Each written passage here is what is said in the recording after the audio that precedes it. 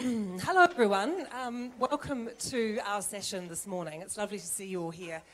I'm Lucy Hockings and I'm going to be guiding you through our conversation today. That is very much what we're hoping for. We've got some fantastic panelists for you, but also we want to involve you. There'll be time for questions at the end so that we feel like we're having a conversation where we do actually, rather than just state some of the obvious things we know about gender equality, we actually advance the conversation and the agenda.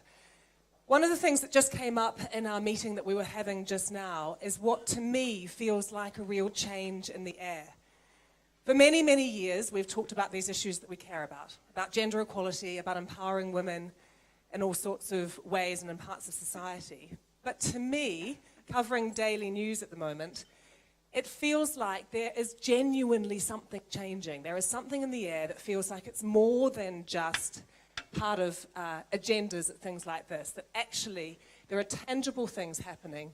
The conversation is out there and being had, and we're finally starting to see some changes. So in my mind, breakfasts like this, opportunities like this are really exciting because we can actually talk about progress. So I'm really looking forward to hearing what our panelists have to say, but I wanted to start the whole session with a fantastic film that we've produced for you.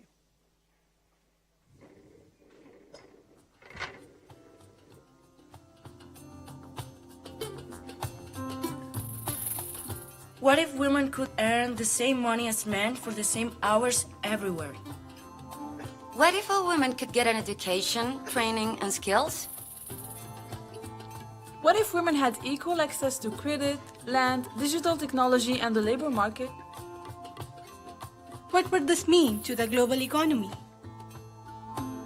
In Mexico, many of these young women used to be seasonal laborers or packers in factories. But now, 700 are trained in plant grafting, a skilled procedure to make fruit and vegetables more resistant to disease, without using toxic pesticides. And the work improves their income and prospects. El injerto sí cambió mi vida porque, pues, poco a poco uno va mejorando en cuestiones de vida.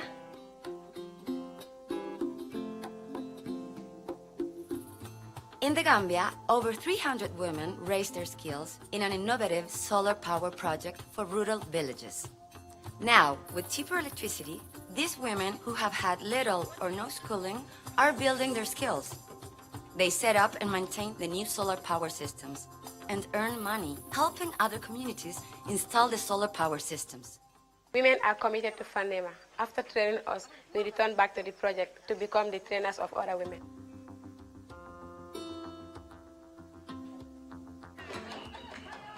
What if more women could start their own companies in male-dominated sectors like technology?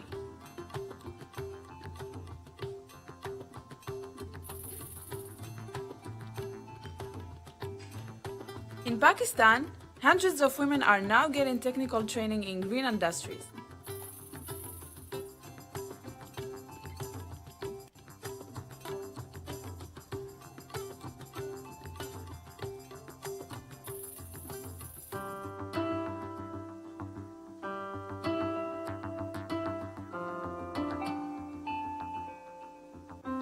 In Tunisia, women are at the heart of a project to start businesses in areas of high youth unemployment.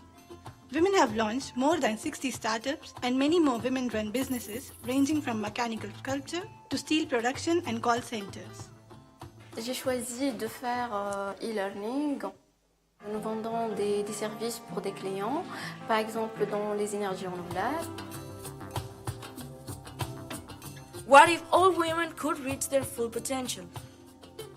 We could move faster towards achieving the 2030 Sustainable Development Goals. We could potentially add $12 trillion to global GDP by 2025. Women are drivers of inclusive and sustainable industrial development.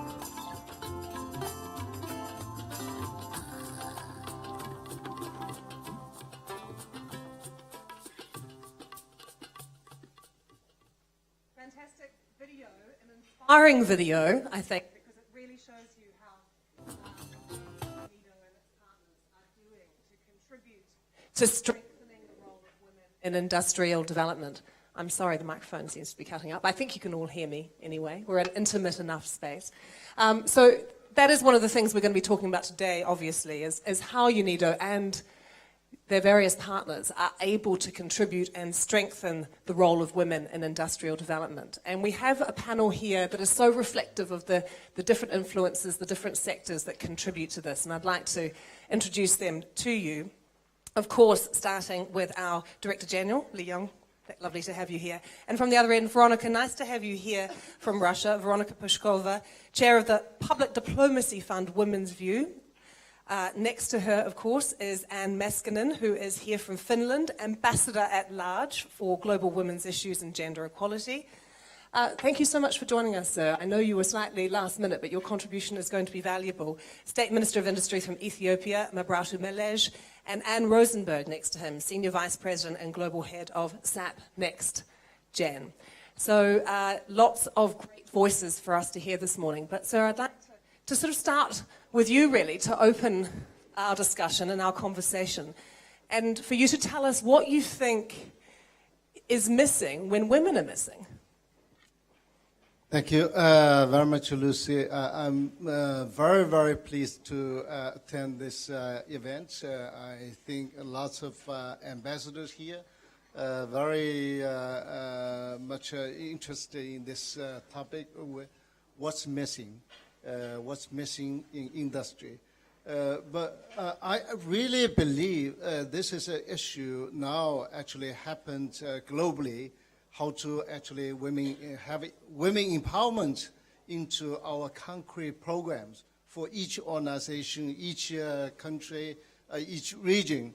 I really believe that UNIDO's mandate, SDG Goal 9, really support the inclusive, sustainable industrialization. Inclusiveness means that everyone could participate into the economic development, industrial activities, to do the entrepreneurs. But in reality, it's not easy. If we do not promote it, it will be missing in our activities. So not only just look at the big slogan, big mandate at the world, but we also need to look at the reality. Now the population, half of them women. The talents, half of them women. But in reality, come to my question, if something missing, then this issue will be missing. So we, in our programs, we really conducted lots of programs for training for entrepreneurs who are women, provide opportunities for jobs who actually opportunity for women. At the same time, lots of leaderships actually we've seen in our programs we supported women. So this is a closely related issue. If we're missing something in our activities, and this women empowerment issue will be missing. I'm going to come to you. We have on my piece of paper a question about how SAP and UNIDO can work together to empower women in the digital economy. Wanted to get your views, firstly, on where we're at, because I think we have conversations like this a lot. The rhetoric has been around for a long time. Are you feeling that there is a real change? So, first of all, I speak on behalf of SAP and also UN Women. I'm the Global Program Lead for She Innovate. Together with UN Women, we launched in September a global campaign called She Innovate, where we inspire women to step up and be part of the innovation. And to your point, SAP is one of the biggest software companies in the world. We serve more than 365,000 companies, have more than 70,000 partners. And I'm so deeply thankful to UN and UNIDO, the work they do with the 17 global goals, because I tell you, I've been in the digital transformation world for many, many years, and I see such a big change happening right now Because people today, when they are transforming governments, when they're transforming their businesses, they're not just doing a digital transformation based on all the great exponential technologies which are available today, but they put the very magical word before that called a purpose-driven digital transformation. And they use the KPI framework that the 17 global goals bring with them. And therefore, I now, when I speak to SAP customers, when I speak to governments around the world, I see that when you do a transformation and the new technologies are kicking in, you also make sure that the women get the right roles, the right roles, the right places in that digital transformation. And to your point, so that's one thing why I think things are changing and I see the change. A second reason why I see things change. If you look around us here and you look at all the great, beautiful young women in here, right? In 2030, they're the one who's going to run this world, of course, together with the men. But I can see now, because SAP are working with 3,300 universities around the world, that there are so many more women today and young women at high schools and at universities who are in the computer science classes. I'm not saying there cannot be more, but I do see that many more women are stepping into this because technology can do a lot, but we do understand the capabilities of technologies today. But technology cannot do it alone. You need to understand the industry knowledge to be able to get the best out of what technology can do. And this is where women are kicking in also. So to your point, I do see the change, and the third thing I want to say about this, I also think that there's so many conversations about what we want to do, but we got to a point now, thanks to 17 Global Goals, that we want to act. So there's an action going on now, there's a movement going on, and that is what the She Innovate campaign is about. It's really about, we are stepping up, we are mentoring other women, we get out there, we speak to other women, we help other women, we do it all over the world. So I can only say a change is happening. So in a practical sense then, what can UNIDO do to help you? What more can be done? So together with UN and UNIDO, we are simply driving the She Innovate campaign, and we're doing it to all the countries around the world. We do it via high schools, schools, universities, student clubs, into communities, because it is a community game now.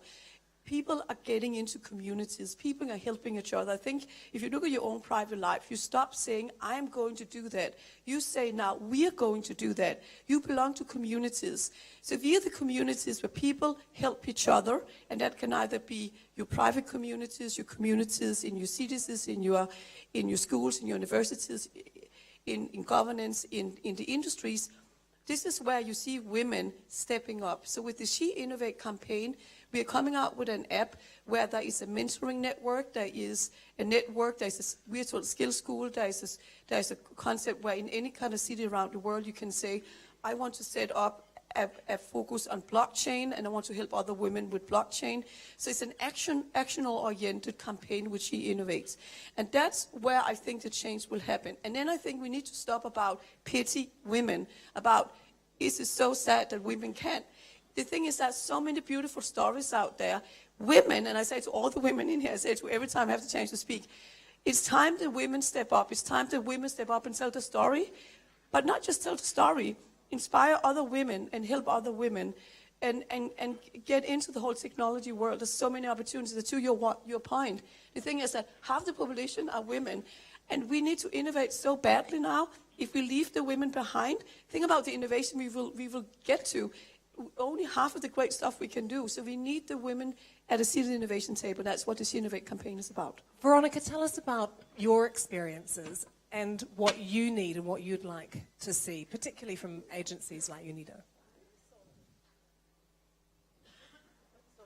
Thank you very much, Lucy. First of all, I represent not only the Foundation of Public Diplomacy Women's View, but also the biggest union of small and medium enterprises in Russian Federation, Opora Russia. And we have a very active committee of women entrepreneurship development, as we see that it is one of the key opportunities for developing this sector of small and medium enterprises. In Russian Federation, women entrepreneurs are 1/3 of the total SMEs and total entrepreneurial community. So it is a significant part, but we have 54% of women population, so we have a great space for development. For us as a Committee of Women Entrepreneurship Development, what we see that it is extremely important to involve women into entrepreneurship as a way of their careers development. And in this field, it is significant to promote entrepreneurship, to promote activity to being entrepreneur, to build our own business. And we run the regular research, which we call the Women Entrepreneurship Index, to analyze the key motivators and key obstacles for women to start and develop their own business. Based on this research, what we see, that the key barrier, it is equal for men and women, is the access to finance. But the second one is the lack of necessary skills and knowledge to build their own business. It's a women's view. And another key barrier is access to market. How to access the market, how to find the right product to access the market. And from our point of view, it is extremely important to develop the international cooperation in the field. Based on our index, only 5% of Russian women entrepreneurs are currently exporters. Only 5%. 20% thought that maybe it is possible to develop an international project. Only 20%. So it's a huge opportunity for development.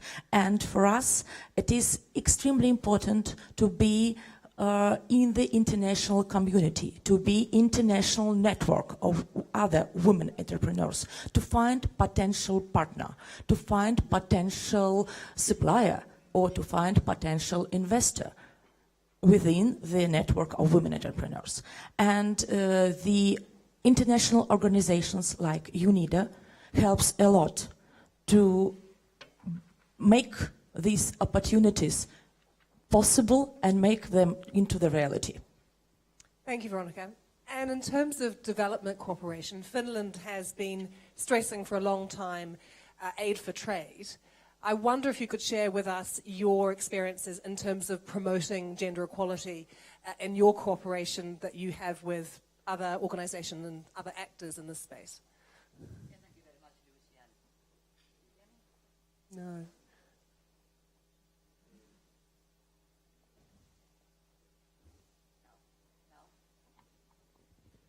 Do you hear me? Yes. Yes, thank you, Lucy, and good morning. Good morning, everybody.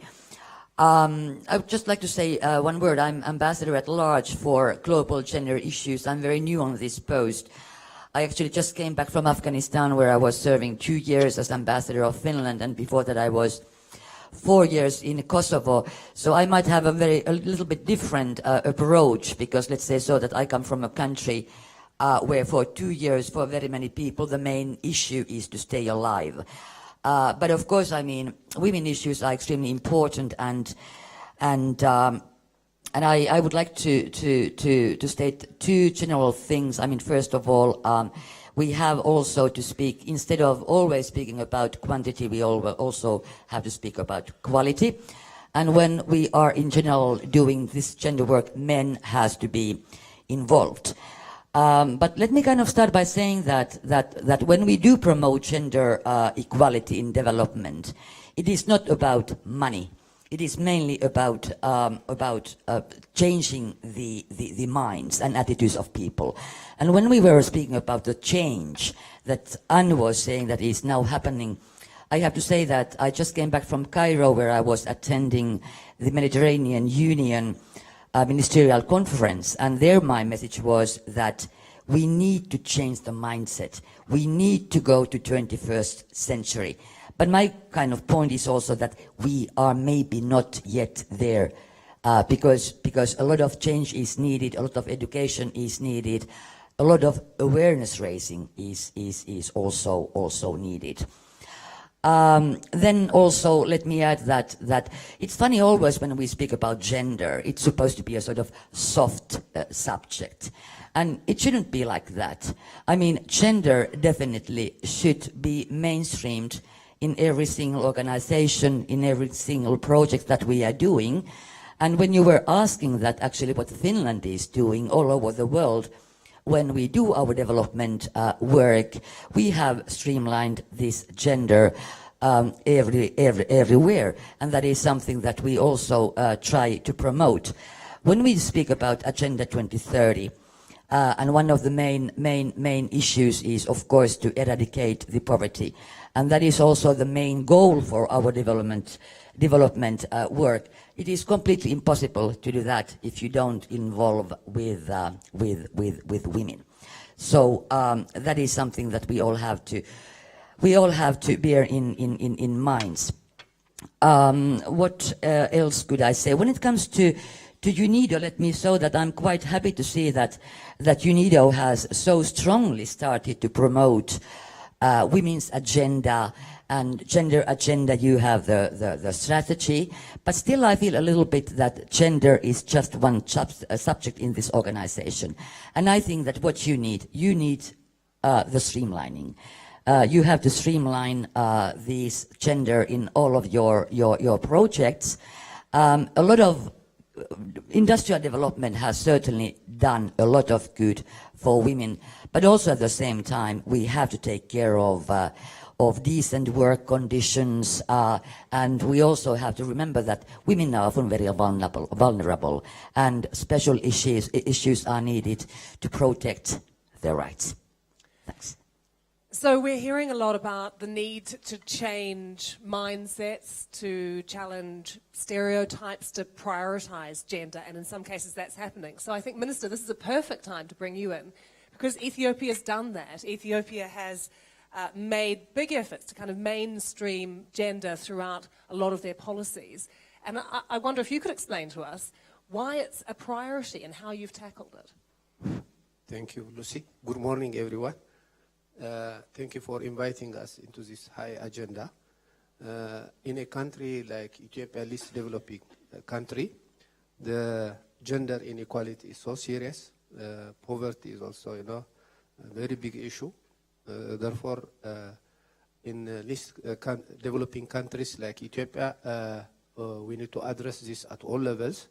So the government is believing that, there should be equal rights between men and women in all aspects. And starting from this, we have designed also from constitutional level, it's guaranteed, especially in the revised 1995 policy, it gives equal rights also to women and men. And from there, we have a policy for women empowerment. We have a ministry also, Ministry of Women and Children, at all levels, at federal level, as well as at regional level. And then we have gender mainstreaming going on, in all the sectoral plans, in industry, agriculture, health, education, and so on. And this mainstreaming is not enough. Then in our 5-year plan, this growth and transformation plan, we have put again, this gender issue as one of the pillars. And in fact, we have specific targets also set in every of the sectors. So, Minister, does it feel that it's not just written down at a policy level, that people are actually feeling it and embracing it and making it real? Sure. So it's not only at policy level, at operational level, we need to have a mechanism to make sure that these specific targets that will help women, to bring into the economic participation, should be realized. Therefore, not only the ministries, but also in every sectoral ministries, like, for example, Ministry of Industry, we have a department for women to make sure that these targets are realizing on the ground. So in the GTP, in the 5-year plan, we have specific targets. For example, in industry, a target of 50% of the work labor force has to be from women, it says, in agriculture, also the same.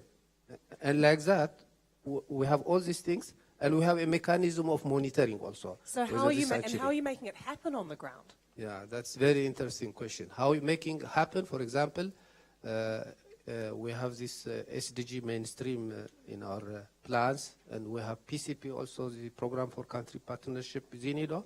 So in the industrialization process, we are creating jobs, and most of the jobs are going into women. For example, take the textile and garment in units where there are about 8,000 in one factory. You take 60-70% are women. So the sectoral ministries consciously they have to have a program to train the women, to encourage them to take these jobs. So there are affirmative actions that make sure the women will take part in these opportunities. And in this process, we are trying to help the women, to take advantage of this. Secondly, we have also with UNIDO specific programs that exclusively address the gender issue. For example, Women Business Association, Women Exporters Association.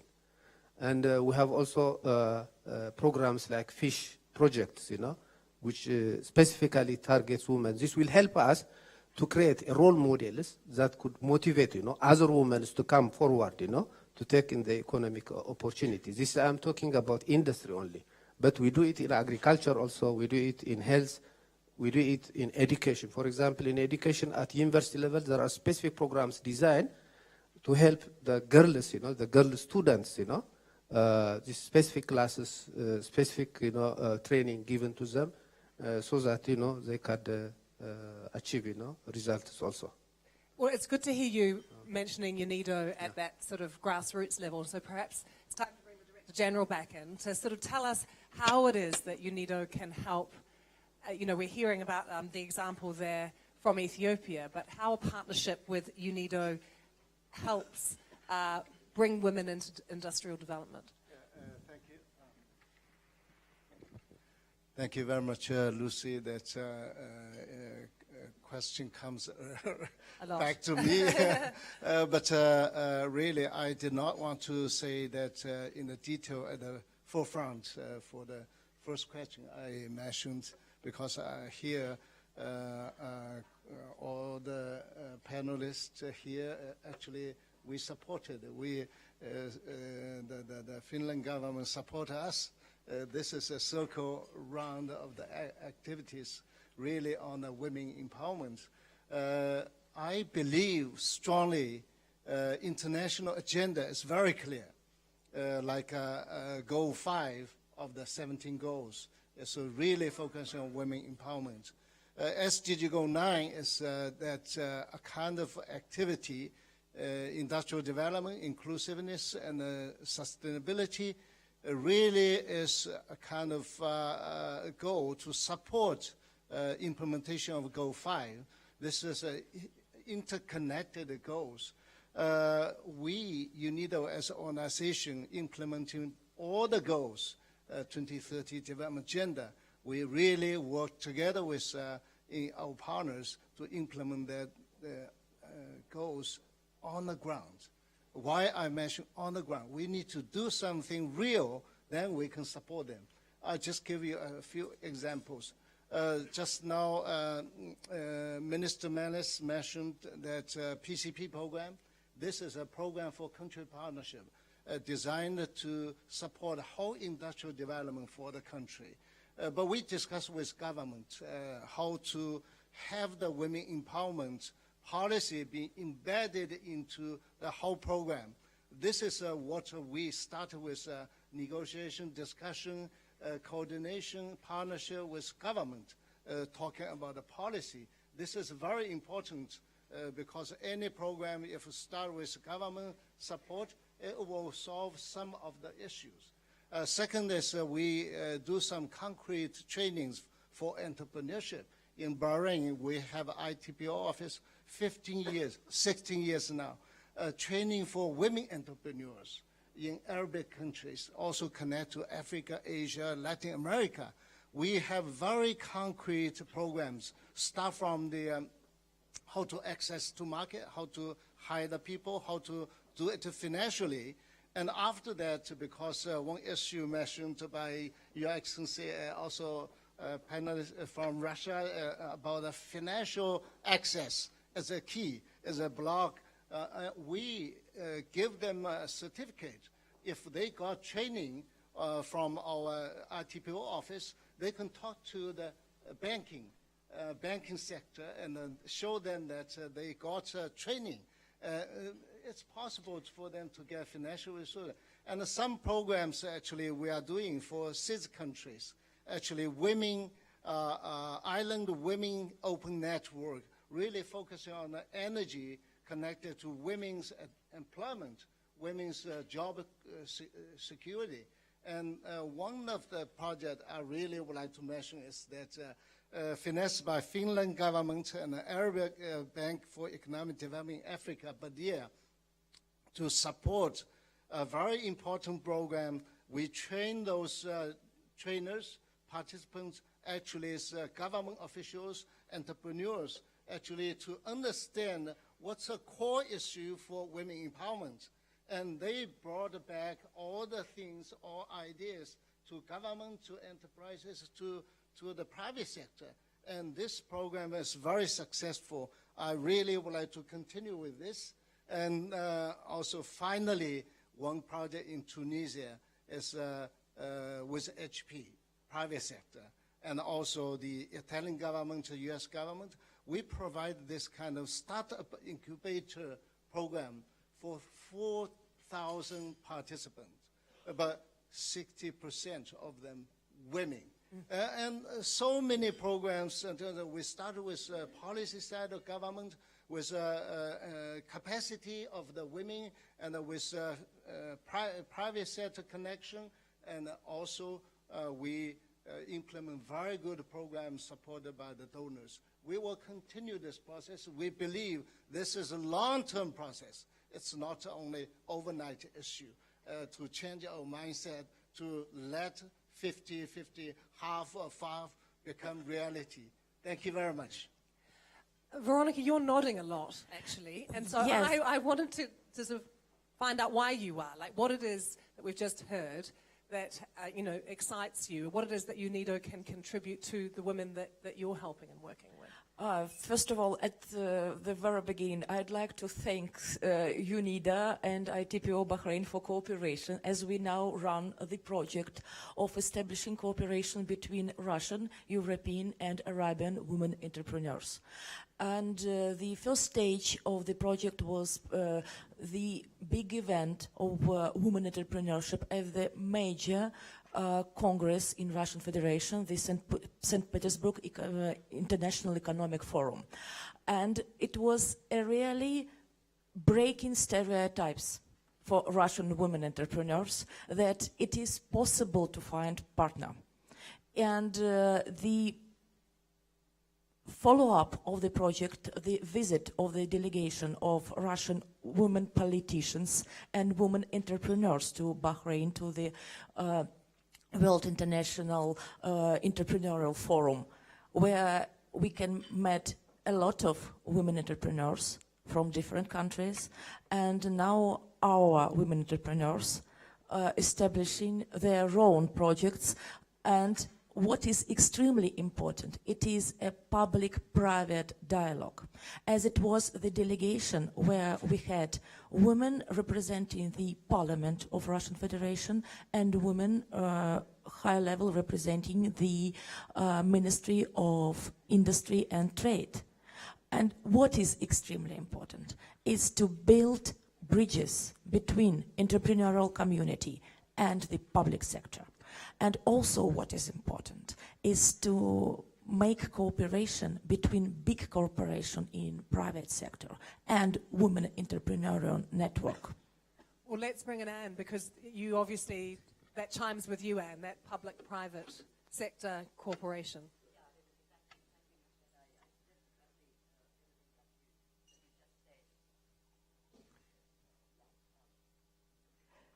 Functions? Yes. I was just saying that I definitely agree with you, what you said, and also, Director General, we are very happy that with UNIDO we are supporting one of this, I like it very much, this public-private sector development partnership projects that we have with you, and actually it is in Southern Africa. And the idea of this project is to build skills in the forestry sector in order, of course, to create green jobs. And I'm also happy that there is a particular focus on women in this very kind of untraditional sector when it comes to women's employment.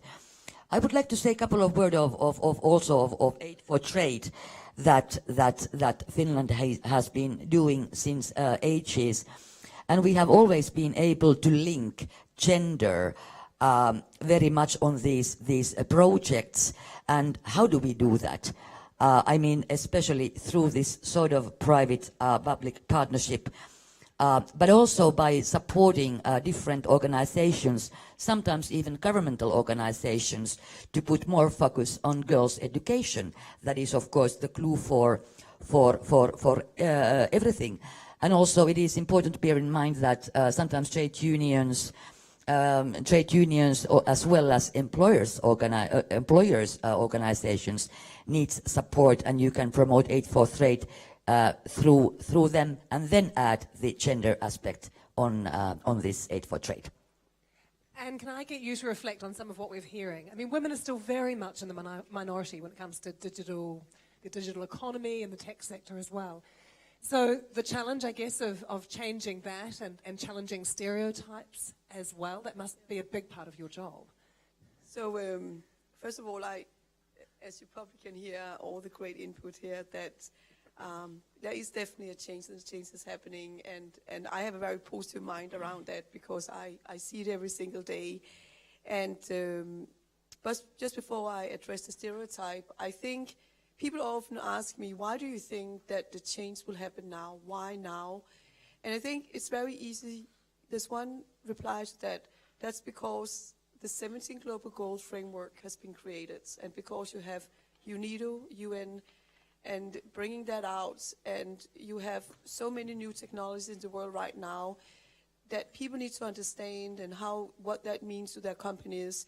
So right now, governments, like we heard here, we hear great companies around the world, they're right now redefining their businesses as they've never redefined it before, and they're doing that now using the 17 Global Goals as their KPI framework.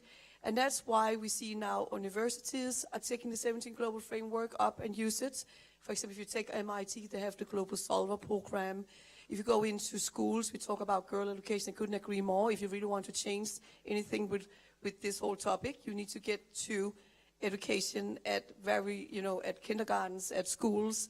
But we see at any kind of institution, at any kind of school, university, corporations around the world, people are really adopting 17 Global Goals, and that's why I think we will see a change. The thing is, to the point, is the stereotype. And I say, if you look at my age, we have a stereotype issue, that's for sure.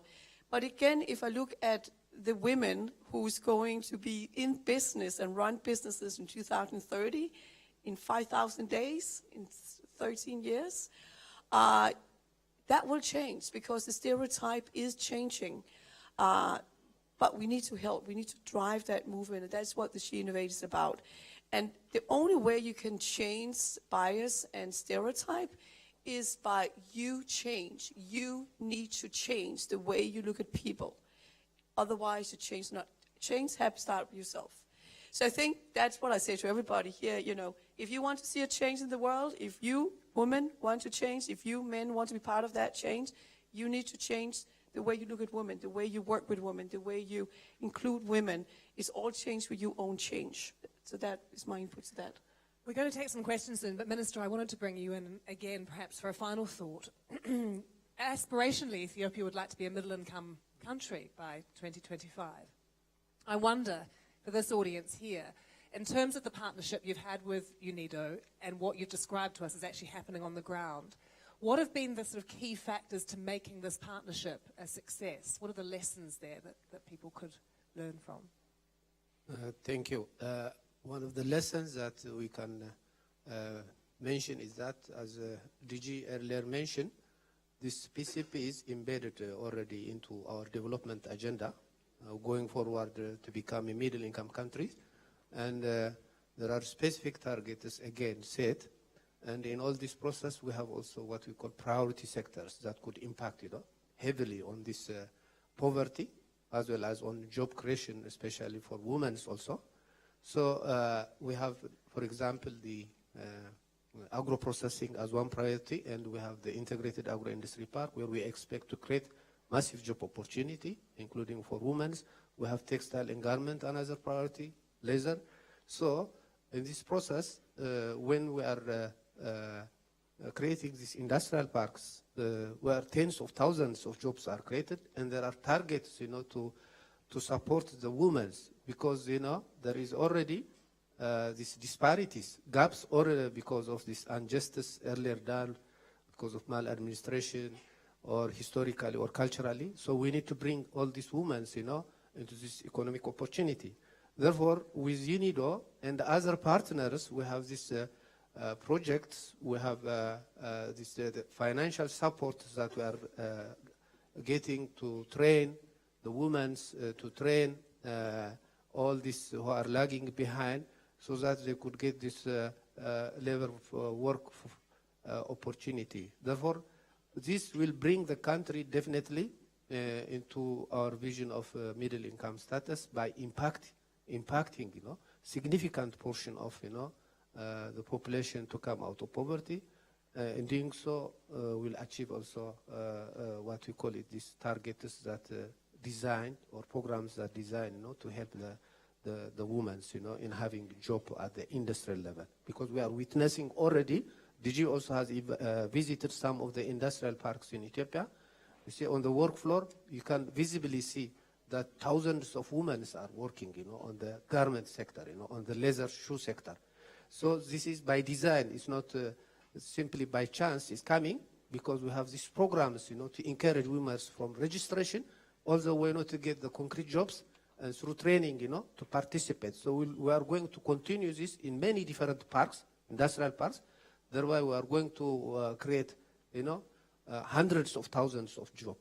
And what does it mean this to the society at large? If you, help, every woman to be a breadwinner, then there are children, at home who could benefit a lot. So the impact will be definitely significant, to bring the women out of poverty. I'm talking about the opportunity on private sector. When we go to the public sector again, from the parliament, for example, in 1995, participation at parliament level was 2%. Now we achieved 38.5%, at ministerial level also. At every level, on the public sector, there's a mandatory approach, to support, to bring onto the decision process women. But more importantly, on the economic front, is that could help, women, to achieve, their aspirations, I think. It's really interesting to hear at a country level how that's working. But I wanted to bring in Chinwe Azenwa, who's actually in our audience, to hear a little bit from an African entrepreneur about what she feels entrepreneurs need from government and from organizations like UNIDO as well. I'm looking forward to your contribution. Thank you very much for this opportunity. And the Director General of UNIDO, I thank you for all the beautiful work you've done in Nigeria and for what you are yet to do in Nigeria. And I must say that the gender issue has come a long way in Nigeria, from the MDGs to the SDGs. And we have keyed in. We keyed in as an entrepreneur, manufacturing bags, year 2000. When we figured that unless we key in, we will be keyed out. And then we went on to engage a lot of women to come into the manufacturing sector because it's male-dominated. And I have done a lot, and I'm ready to do a lot. With the assistance of my ambassador, Mrs. Vivian Okeke, who recently came to see what we were doing, and she launched To Each One, Teach One. She launched that project where she encourages every woman to teach another. And she has made us the focal point in Nigeria. And I feel that if UNIDO can partner with UNICEF both of them can drive the girl-child education on STEM and ICT, which is lacking. And in Nigeria in particular, you must know we have a problem of migration, and we have a problem of terrorism. And most of the people affected are women. And to each one teach one project launched by my ambassador, UNIDO needs to please assist Nigeria to help its women, because they are vulnerable. They are being attacked by the Boko Haram sect, and it's a serious matter. And that's why Europe is not having it easy with the migration. So to stem that migration, we need to partner with UNIDO, UNICEF, UN Women, and all the good people of the world. And with our ambassador here, I can assure you it will be done. Thank you. Would you like to respond to that, perhaps? You're being asked to speak for every UN agency now. Actually, I'm thinking the one conclusion comes, I will mention partnership, but I would like to mention partnership here because this is a global agenda. No single agency, single government can accomplish this by itself. So partnership is so important. I take Nigeria as an example. I visit countries several times. I understand this country. Also, some of the famous women actually become political leaders, like DSG Amina Mohammed, now Deputy Secretary General.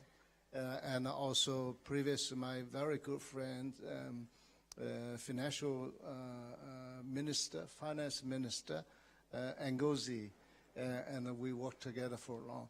But certainly here from entrepreneurs, we support it. We understand it's a long way to go. But how to support country with women empowerment start from the women's education, women entrepreneurship training, and most important is mindset change. And we will talk to government for the programs we supported. At the same time, we would like to implement programs supported by donors, actually moving. Particularly mentioned about the migration, it's really painful. Listen, those people actually, lots of women actually being grouped in the migration.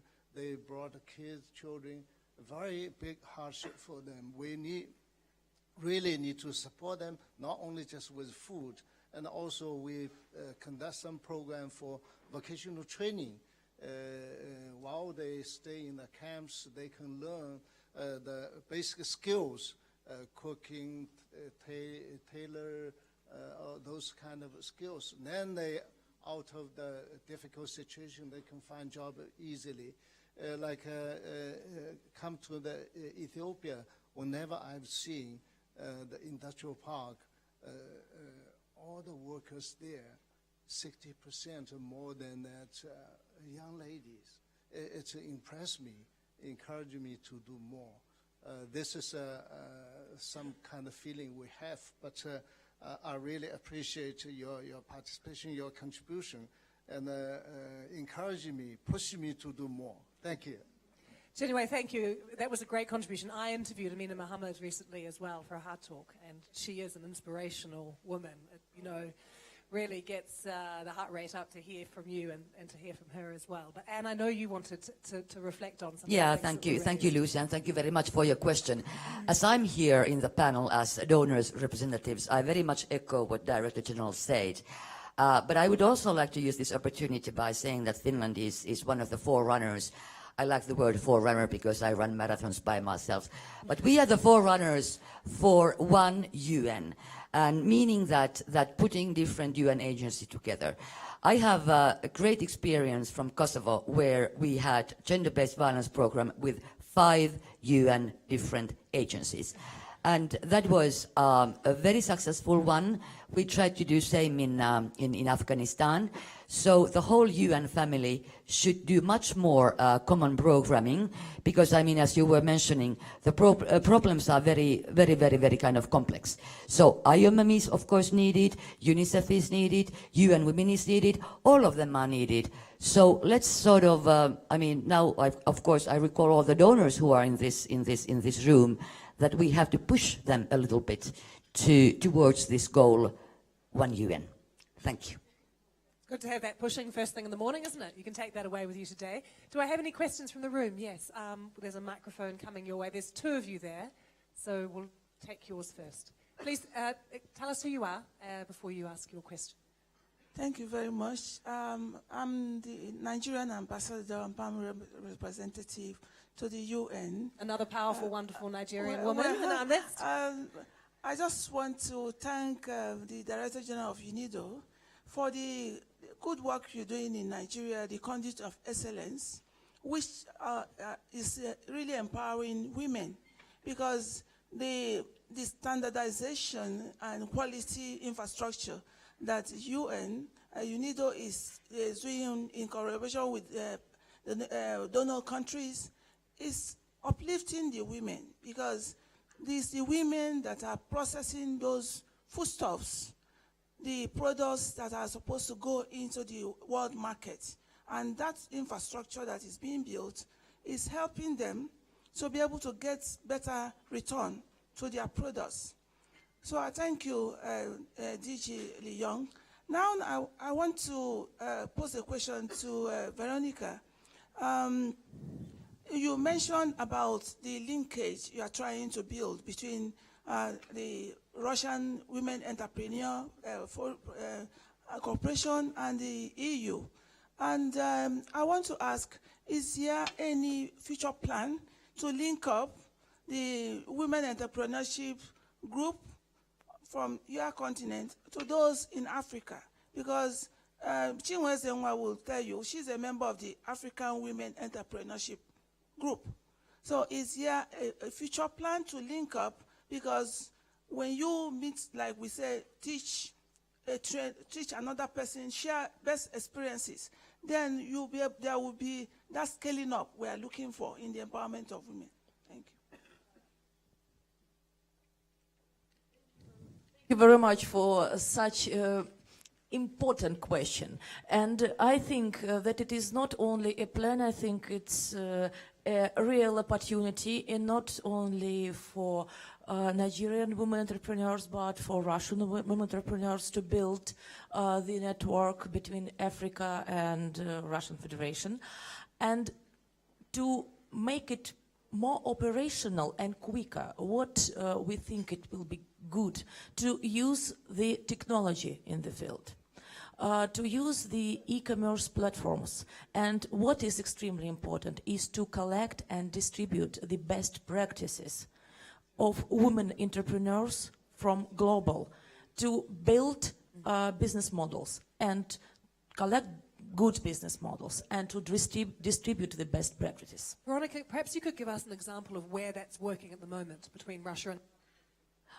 For example, what we build at the moment, we have a project in Asia-Pacific Economic Cooperation. It's not only for European Union, but to Asia-Pacific Economic Cooperation. We run the award for women entrepreneurs to be able for them to present their projects and to find potential partners and investors. We call it APEC Best Award. Then we have established the public-private dialogue, Women and the Economy in BRICS countries. And as I already mentioned during our visit to the World International Entrepreneurial Forum to Bahrain, there was a very big African delegation presented there, and we hope that it also would be a start for possible cooperation to bridge the network and to grow the network between entrepreneurs.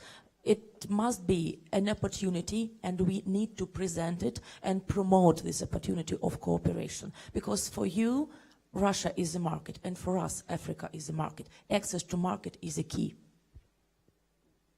Thank you very much. Good morning, Director General, everyone. My name is Meg Jones. After 15 years working with the International Trade Center and UN Women, I'm now an entrepreneur. And so, Director General, you really need to be recognized for your extraordinary leadership at UNIDO. 2 years ago here, UNIDO, the member states adopted a resolution on gender. It was the first time in 31 years that the member states had actually adopted a resolution recognizing gender in the context of the UNIDO General Conference. And we're poised again, Director General, the member states are poised again under your leadership to adopt another resolution on gender. Just looking forward, how do you plan to operationalize that, implement that? And you've got an excellent panel here this morning, obviously member states, but also corporations and very important institutions. So how do you see that all coming together under your leadership at UNIDO going forward, please? That's a great question. Thank you. Yeah, let's go.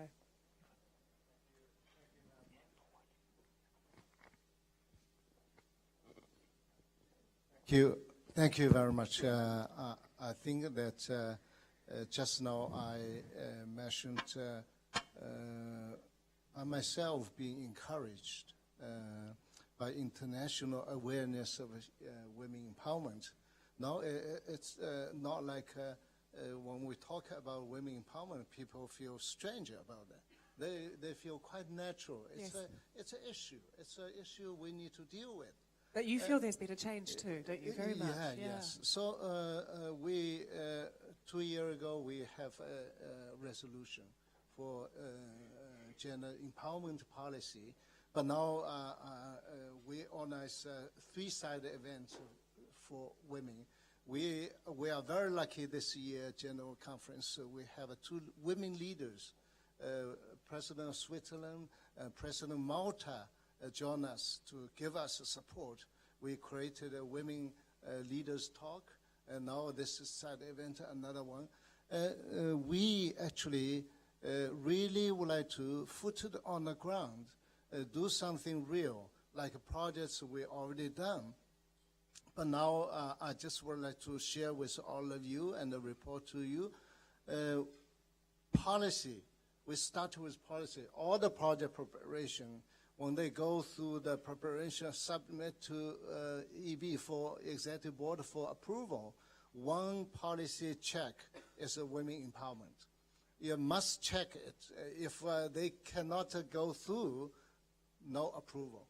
This is and second is we have a focal point, a women focal point. We not create a big organization, big department for women. We actually start from every department. Also field office, we have a women focal point. They are responsible for women policy monitoring implementation.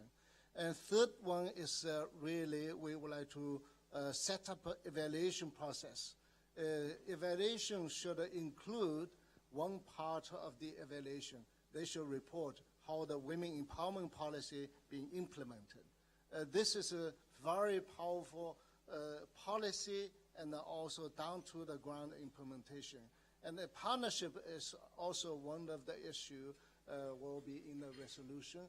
I believe that partnership with UN Women we already established, and partnership with UNICEF proposed by entrepreneurs. And we also would like to partnership with our other UN agencies, government, UNP agencies, private sector, and civil society. We are here also. I think through this kind of a common action, we can achieve women empowerment goal, SDG goal 5, faster. Thank you very much. That point feels so relevant too. It's not just about conversation and rhetoric and policy, it's structural as well. Thank you. Resolutions, these conventions, agreements are the first step towards commitment. but realizing commitment, on the ground is the most important thing. The question how to UNIDO can operationalize this, I think this should be asked to the member states themselves. And in my opinion, UNIDO has created this innovative approach of what we call PCP, Program for Country Partnership, where it gives a room for everyone to come in, because PCP is about inclusiveness, about broad-based participation in the economic endeavor of each country. And the PCP could help, in industrialization of the country. It's a broader agenda, where it impacts millions of citizens, among which significantly the women also, if it is also checked, at every step, through the targets, through the monitoring aspect, of whether we are including them, whether we are bringing them, because there is already injustice done, to live out, but this is about, no one is leaving behind, so we have to include them. Therefore, in the PCP approach, there are these sectors, industrialization, agricultural transformation, where it impacts significantly about women. Therefore, my appeal is that let us join hand with PCP, given our respective mandates. Then this is a big ship that can address this agenda, significantly, This is on top of the specific programs, to address, a certain group of women. But if really we want, to address this agenda, the gender mainstreaming and the woman empowerment, then I think more than PCP, we don't have any innovative and any effective mechanism. So I call all, to join and to work together to bring, these changes, to address the SDG goals, and of course in my country also to the middle income status, which in effect today about 23% of our population is below the poverty line. So with this PCP approach, with ISID, with SDG realization, we are very sure that we'll bring millions of our women, bring out, out of this poverty. Yeah, thank you. Burning questions in the audience. So I just want to mention, because you mentioned UN Women a couple of times, and the reason why we, with UN Women, launched the She Innovates, and it was really just launched in September, we actually 22 private companies who got together with UN Women, where we, SAP, Ericsson, Facebook, huge corporations, and we welcome all countries around the world in collaboration with UN Women to join this initiative. And it is about women entrepreneurship. It's about how do women find venture money for their startups? How do women make sure they have access to the right technology, skill set, mentoring? How do they find other women? How do they find innovation spaces, innovation hubs, access to technology? That is exactly what the She Innovate Institute is about. And so if anybody of you here are interested in teaming up together with UN Women, the whole She Innovate, please reach out to me and Ben afterwards, because we are literally, we launched it, we are rolling it out, and it's really about getting all women to step up. And I love the one that you talked about, be responsible for teaching another person. That's exactly what the She Innovate is about. Take on the responsibility and help other women, right?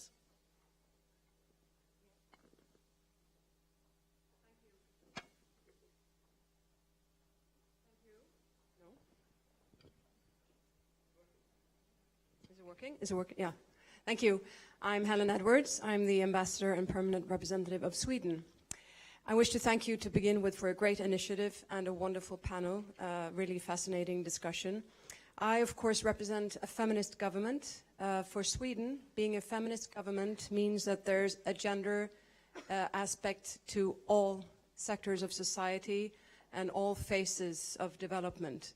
And we've heard now the Director General, and I wish to take this opportunity also to thank you for your leadership on this issue and what UNIDO does, explaining how the gender dimension is integrated into all phases of development work, beginning with, of course, design, implementation, follow-up, and evaluation. And there are really no sectors that do not have a gender dimension. In the Swedish state budget, no proposal makes it unless it has been analyzed from a gender perspective. So we have the structures within UNIDO, we have the policy, we have the resolutions, but our experience from Sweden, and having said that, we're still quite progressive when it comes to gender equality, is of course that women's entry into industry, the business sector is also complicated by the fact that there are a lot of prejudice and there is a need of a mindset change. So my question to the panel is really, how can the institutions that we are part of, that we represent, it's media, it's civil society, it's foreign services, it's the UN family, how can we, in addition to putting the right structures and policies and coordination in place, how can we work on prejudice and stereotypes? Because unless that changes, then it will be very slow, even if we have the right structures in place. Thank you.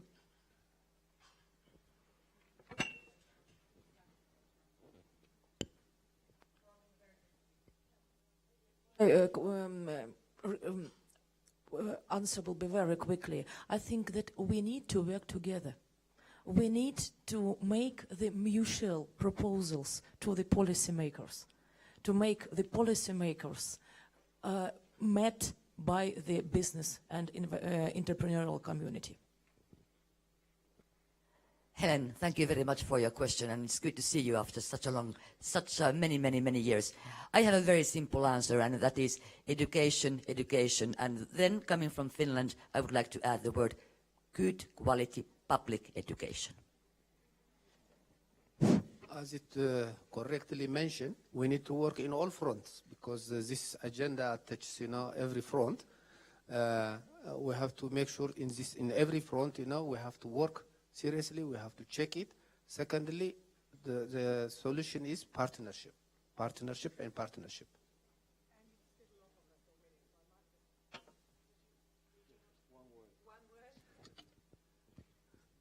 Start from everyone, ourselves.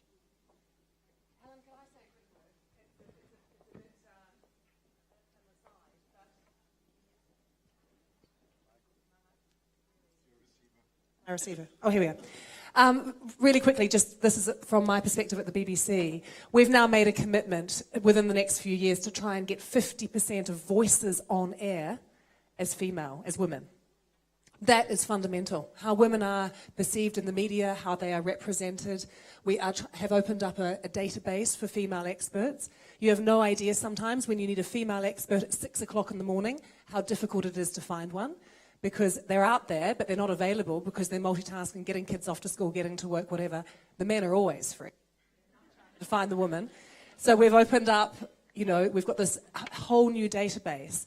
And I think the media has a huge responsibility in changing stereotypes. And one fundamental thing we can do is get more women on air, so you see more often. Yes. Thank you. I'm Gabriela Abado, Deputy Director General of the International Center for Migration Policy Development. Well, first of all, I'd like to thank also Director General Lee for organizing this panel and for what we heard now, a very impressive program UNIDO has on the subject. But I would like to actually refer to you, our colleague from Nigeria. I think you made an extremely important connection, namely the one to migration. And it's also half of the migrant population are women. So it's also half of the population that leaves a country or that goes away are women. And they are desperately missing, of course, in their own countries. So we need to really, when we think about this whole question, look at this development aspect as well. And I would like to come back to this by asking maybe Anne from SAP, are companies like yours thinking of maybe really taking on programs, for example, skilling ladies from Nigeria or from any other countries, taking them into your own enterprises, skilling them in various technological areas or whatever, so that they could then go back with the knowledge and build it up in their own country. I think this type of partnership between the private sector is something we will need to see very, very strongly in the future if we want to also, as you called it, stem the migration issue. I think that's a very important topic. So thank you for the question. So We do a lot at SAP. And of course we can always do more. But we have actually something called University Alliance that I'm running globally, where we have a network of 3,300 universities and a couple of thousands of schools around the world, and where we educate the next generation with the STEM skill sets and make all of that available. And we have that program in more than 111 countries. And we go in and we don't just look at education, but we also go in and build. I'm actually opening up every week. I'm opening up an innovation lab at universities around the world, and there, the young people who get educated, and of course we have a big focus on women. That's why we teamed up with the She Innovate, that you don't just get education, but you actually get into a job, or you actually become. You can never guarantee to become a successful startup, but we actually support you to grow your startup, and we do matchmaking. So we educate young people via the university network around the world, and then we matchmake them into SAP's ecosystem, because we have 55,000 companies out there in the world who run SAP, and 17,000 partners. There's a huge SAP ecosystem who needs young people, and we need them all over the world.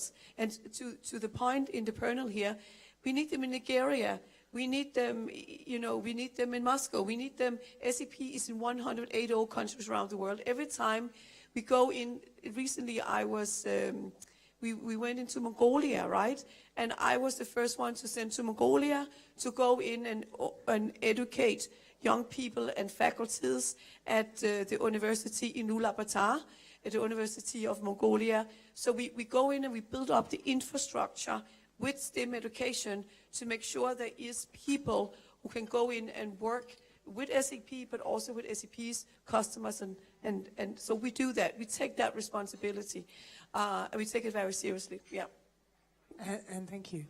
There was a question over here. Oh, would you like a quickly? Very Minister? quick on migration. To address this migration issue, I think the solution is to address the root cause, The root cause is poverty, job opportunities. So with the European Union now, we have a job compact program to develop 3 industrial parks in Ethiopia. From those areas and on the routes where these youngs are, the youth are, migrating, so that to create, thousands of jobs, to keep them whole back. Of course, investors also will come, from Europe. So on a win-win situation, we are addressing this issue in Ethiopia. Good morning. Good morning. I am Engineer Abir Ramadne from Jordan. I am the UNIDO focal point in the Ministry of Industry and Trade. First, I would like to thank Your Excellency, the Director General of UNIDO, and everyone for the support for UNIDO. This is a very important organization. And I want to also to share a little bit about the experience of my country regarding the cooperating with this valuable organization. We implemented through UNIDO several projects relating to important fields, and we thank UNIDO for supporting our economy and our country in implementing such successful projects. And currently we are participating in one of the most important projects relating to promoting women empowerment for inclusive and sustainable industrial development in the MENA region and North Africa. And we benefited a lot from this project. It helps the private and the public sector. Both sectors benefited from the recommendations and the success stories that we learned from this project. And really, the regional projects are considered as the golden opportunities for our countries to get more experience from the others and recommendations in the important fields such as the women empowerment. Thank you very much.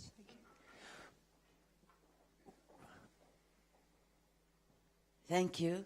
Excusez-moi, je parle pas très bien anglais. Excuse me for my English very bad. Hein. Donc, je me présente. Je suis Madame Mokraoui, directrice générale du développement industriel et technologique au niveau du ministère de l'Industrie et des Mines en Algérie.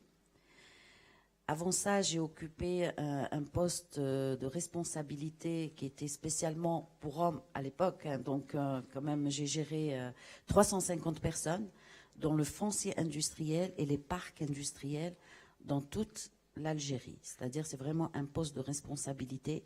Je suis là pour partager ma modeste expérience et aussi le combat de la femme algérienne pour accéder à des postes de responsabilité et des postes stratégiques. Good morning, everyone. I will try to translate what Madame Mokraoui has just said. She introduced herself, and she is DG of Industrial and Technologic Development at the Ministry of Industry in Algeria. And she has occupied a position of high responsibility before and managed several departments. And she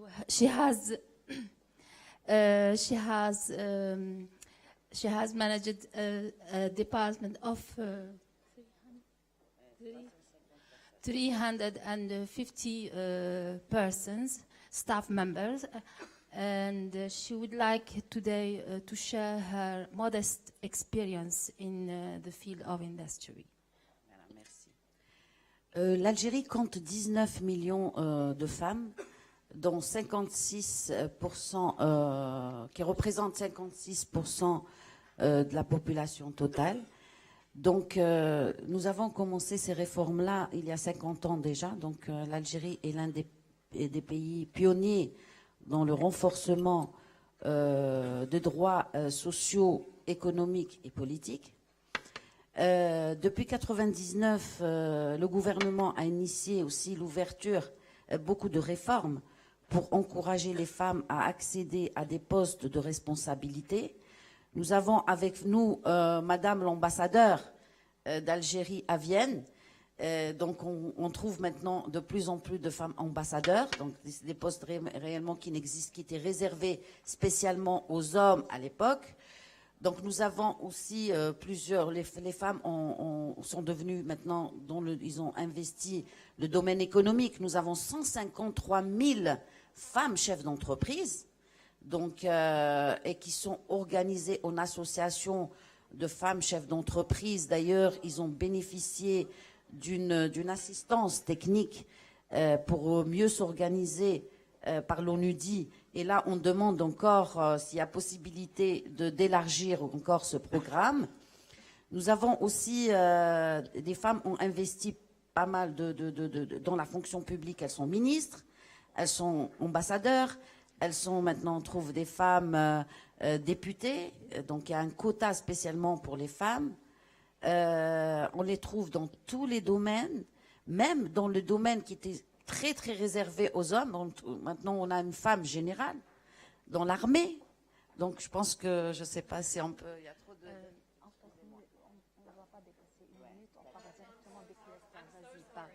Parle des clusters. Oui, j'aimerais... Sorry, she would like to speak about two projects that our country within a regional group of MENA region and the South. It's a sign of a wonderful panel that we are still talking and having the conversation, but I'm afraid our time now has very much come to an end. So perhaps afterwards, when we mingle, you could share your project with us. Would you like to have un mot, pardon, sur les clusters. Donc, c'est un projet qui a été initié et avec l'appui de l'ONUDI.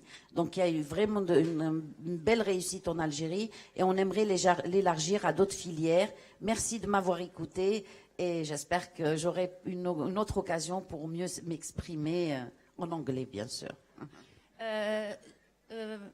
Madame Mokrawi would like to thank UNIDO for the projects of development of clusters in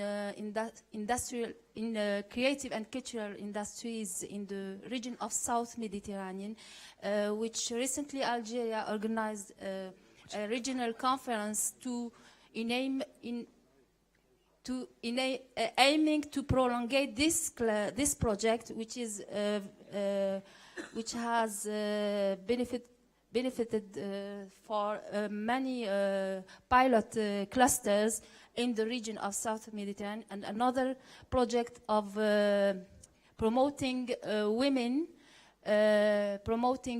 empowerment in the region of MENA that Algeria has recently adhered.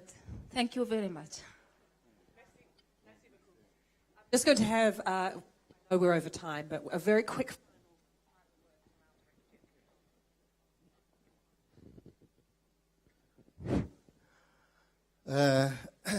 Thank you, Lucy. My final words is I just would like to say another guidance of our member states with the strong support of our donor community, and we work with private sector, support by them, donors Finland, Sweden, Germany, all here. The companies like HP, Volvo, and many other companies, Unilever, support us in the program, and also our individuals from the different parts of civil society and also entrepreneurs. And so with this kind of partnership, with this kind of support, we can move with the agenda of Goal 5. But we understand that this is a long-term goal. It's not only 1 year, 2 years, at least another 13 years. After 13 years, we will have another goal. So UNIDO will continue this program and to have a solid result to support international efforts. I myself, as an international gender champion, I believe I should do more to support women empowerment.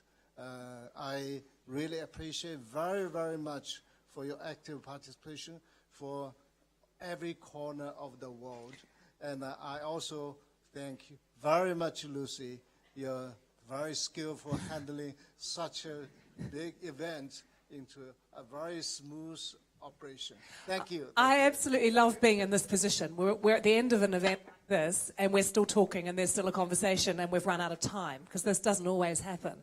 And I think it was great to have those final words from you, but also today was about partnering for impact, and I think that we really heard that today, about how some of what can be done is impactful, and there was some great ideas and great energy and some real passion. So thank you so much for coming today and taking part. Hope you enjoyed it as much as I did, and thank you so much for our wonderful panel. Have a good day.